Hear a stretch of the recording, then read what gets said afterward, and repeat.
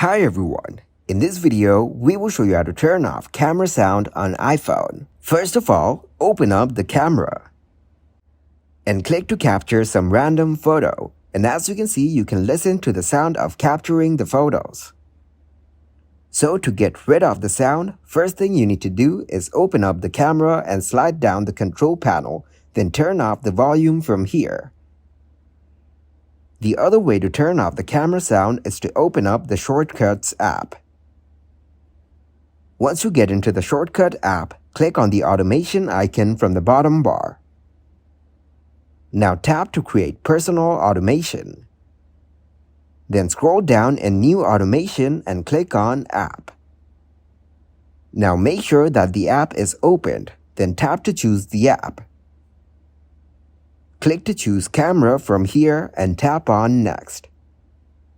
Then tap to add actions. Now search Set Volume Action in here.